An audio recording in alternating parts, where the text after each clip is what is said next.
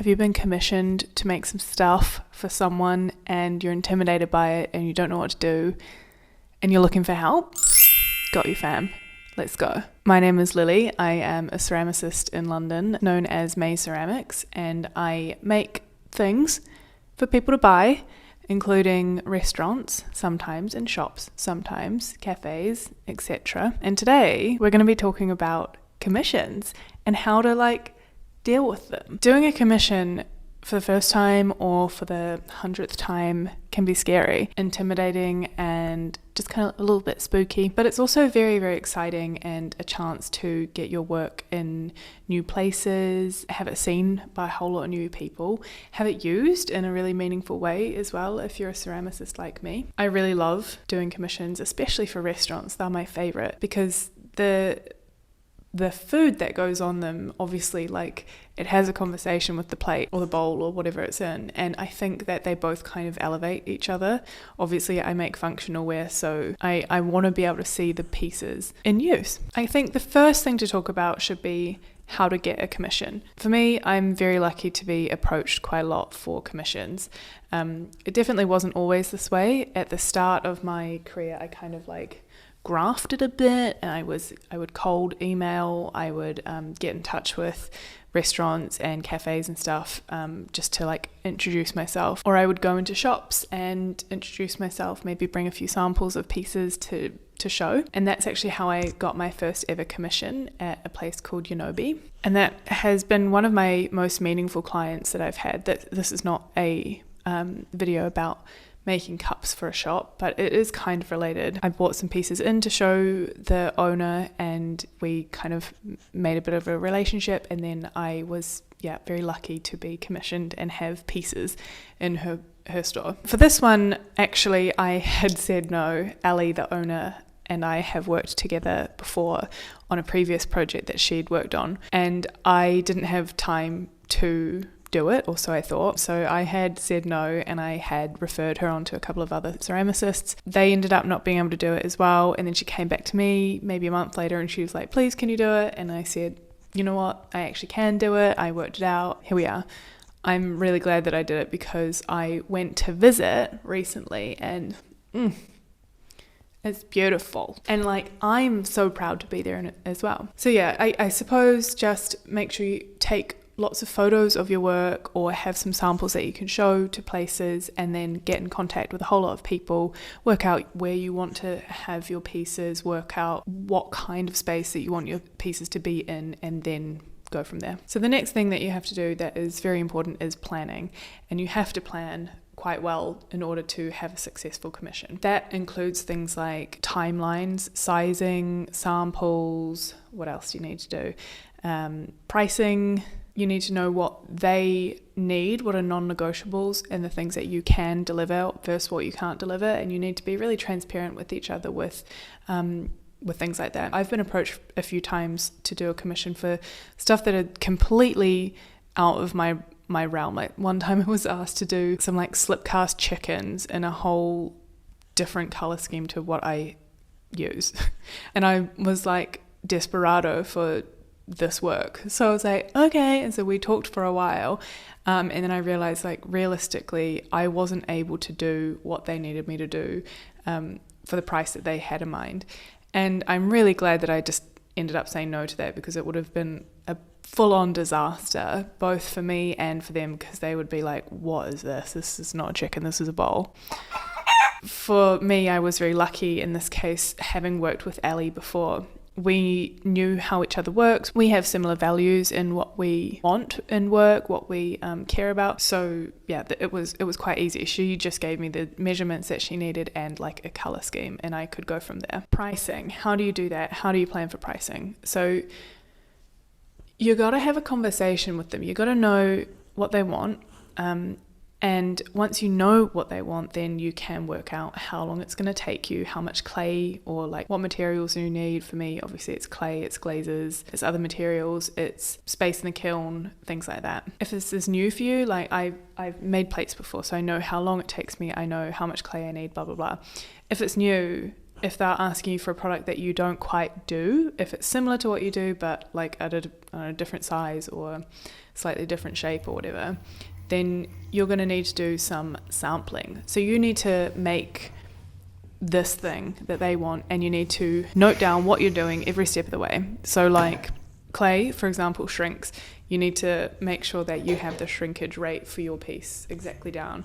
You need to know how long that form takes you to make. If they're asking you for a different color and you're a ceramicist like me, you're going to need to work that out. You're going to need to order pigment samples or slip samples or glaze samples, whatever, and test them. You need to put them through the kiln because they obviously look very different to how they do before they're fired, things like that. And it's appropriate to charge for sampling as well. So if they are like, I don't know if I want a blue one, a pink one, or a white one, can I see? And you don't do that yet, then you can say, sure, it's going to take me a little bit of R&D time. I'll get back to you in 3 weeks, whatever it is. It's appropriate to charge for those pieces. You might not be charging a full amount, but it is appropriate to do. You need to talk to them about that though, so that they expect that. So for pricing something like a wholesale job, you need to work out how long it's going to take you. So that's like time spent versus your hourly rate. So set yourself an hourly rate, work out how much that is going to cost. Then you need to add your cost of materials. And then you also need to add on your overheads.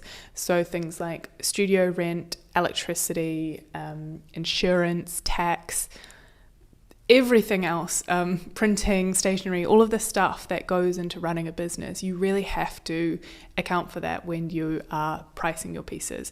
So that goes for wholesale stuff, or it goes for like retail pieces that you sell online or a market, whatever. You have to be charging appropriately for your stuff. So the time spent times hourly rate plus the cost of materials plus overheads times 2, you need to double that, and that's your wholesale price. So there's a little bit of profit built in there, and then you generally double that again, and that's your retail price. So that's what you would be selling at a market or whatever. Obviously this can't always apply. Sometimes that would mean that a cup would be like 300 quid or something. I don't know, it depends on what your hourly rate is. But you do need to think about that and think about what an appropriate price is versus what an inappropriate price is. When I was first beginning, I was really self-conscious about my prices and felt really guilty, like charging a proper amount. And I found it really helpful to research what other people were charging, research what like mass producers were charging, and it really helped. I found that at one point in my career, I was selling my wholesale plates for less than what a mass-produced one at like a restaurant items place was selling. And it made me feel a lot better about upping my prices. Like I should, as a sole trader, I should be making more money than a mass-produced plate is. It doesn't make sense to undersell yourself. It's very important that you make profit. You don't have to make loads of profit, but you need to make some profit because you need to be paying yourself. Otherwise, there's no point in doing what you're doing unless you're doing it for the absolute love of it and you want to be giving your pieces away for free. Obviously, you probably love what you're doing, otherwise you're not going to be doing it. It's a hard slog being a sole trader or a freelancer or whatever. Whoever is like commissioning you to do your pieces, they have a budget, and if you are over budget, then they won't use you, that's fine. But there's someplace that you're within their budget, and it's important that you find where that is. If you undersell yourself, then you're going to burn out, you're not going to want to do it anymore. You're essentially paying them to take your work, and that sucks, you know? So price yourself properly. It's important. You're worth it, babes. Sometimes places may ask about bulk pricing. For me, I don't offer bulk pricing because if I make one plate or if I make 100 plates, it's still the same amount of work and resource that goes into it. So I charge 100 times what one plate costs if I am making 100. If your work is something like illustration, where you draw the thing and then you can print it off loads of times, that's scalable, and maybe it's appropriate that you offer bulk pricing. For me, it's not, so I just don't. Depending on who you're working with, people may ask that, people may demand it, but if you're just firm with your pricing and you just say no, then it's fine. Don't worry about it. If somewhere is commissioning you to make their pieces for their restaurant, for example, then they probably value the fact that it was handmade and that's part of it, and so they will be willing to pay you properly for it. You need to chat about timing and deadlines. So this commission, they had a hard deadline and I was really busy. So I needed to schedule every moment that I was going to be in the studio into my calendar and into my life so that I knew when it was going to be done, because I said it would be done by the deadline. I ended up being like 2 weeks before the deadline, which felt great. And once you have kind of planned it all out, then you can also work out how long it's going to take you to price it properly. If you're a ceramicist, then you need to think about your firing schedule. My pieces, obviously I was making plates, so you need to fit them all into the kiln one way or another. If you're a ceramicist, you know how much of a pain plates are to do this with. But, if you're making cups, you can fit like 100 cups in a kiln. If you're making plates, it's like 12. I don't know, it's silly. I had a whole firing schedule. I worked out exactly how many plates I could fit into the kiln, and I worked out that it was going to be like 6 firings, or I can't remember what it was, but whatever it was, I worked it all out. Before you start, you need to work out how much clay you need per piece. So I worked out that I need like 600 grams per plate. And then I made sure I had all of the clay before I started, and I had all of the glazed materials before I started as well. There's nothing worse than having a strict deadline and you realize you don't have one ingredient and you're just in trouble. You get caught short and then you're stressing out. Make sure that doesn't happen. Just ensure you have it all to begin with. Once you've got all of this planned, then you can invoice. So for me, I invoice a third up front for a commission, and then I invoice the remaining 2/3 after I've delivered it.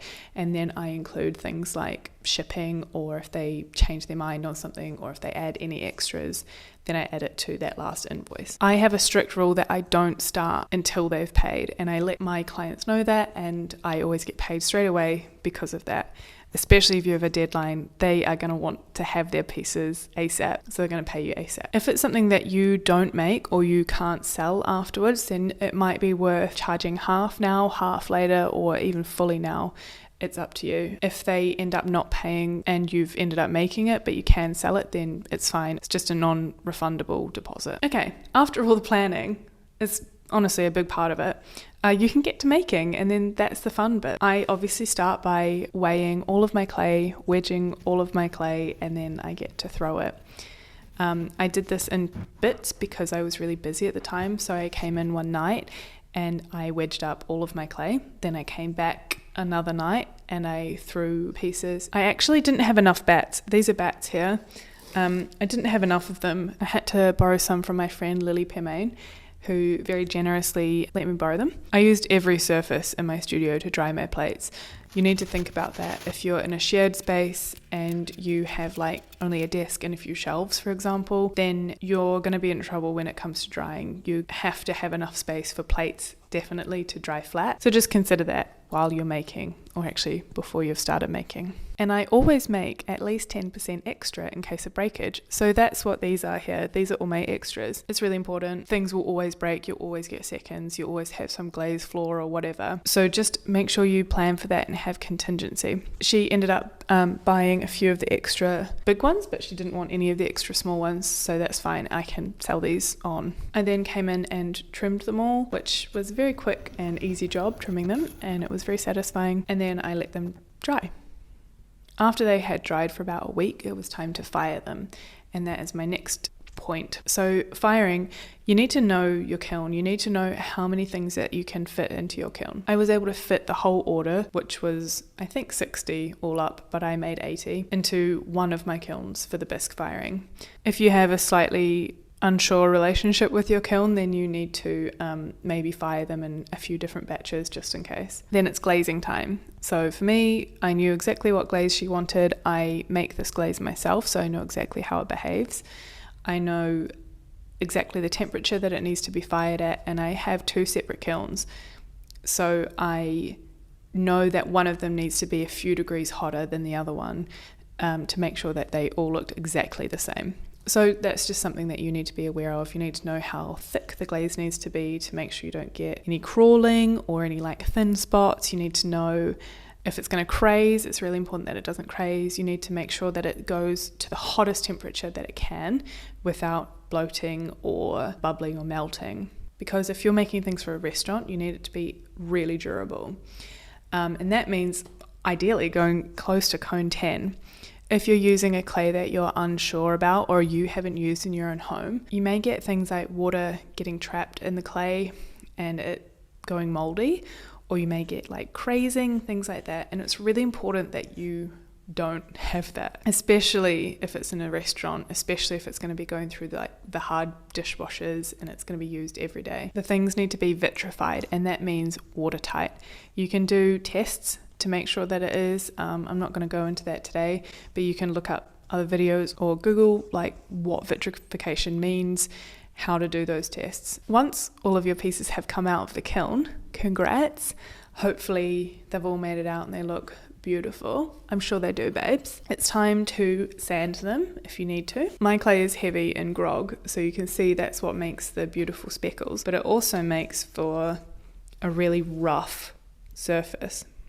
I don't know if you can see that. So I sanded all of mine. To sand them, I dip them in water and then use my diamond sanding block. You can get these on like Amazon, I think, or most pottery supply places. And I just sand the bottom of them so that it's not going to mark any of the tables or any of the surfaces that they're used on. Obviously, if you're not actually a ceramicist, this stuff doesn't apply to you. After that, it's time to pack them up and to get them to wherever they're going. For me, this place was in London, so it was easy for me to get them there. I just wrapped them up in some paper, put them in boxes, put them in the back of an Uber and gave it a little slap on the back and said, off you go, get out of here.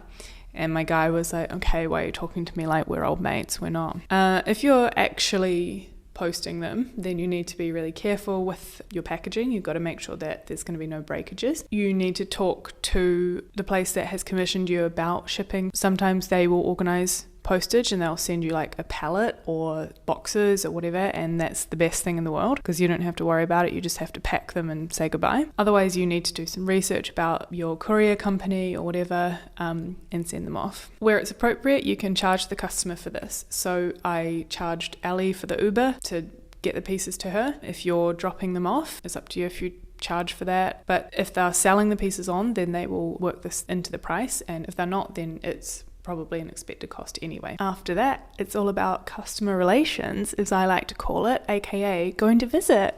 Go see your pieces in real life if you can.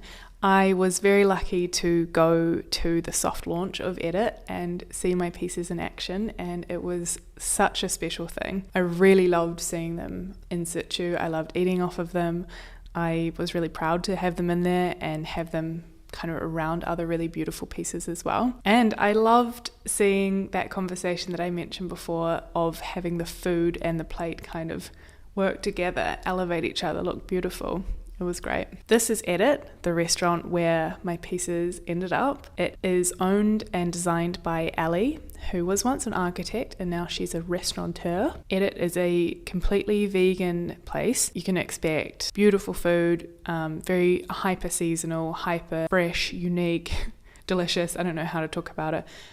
Go to their website, have a look. You should go there if you're in London. It's lovely.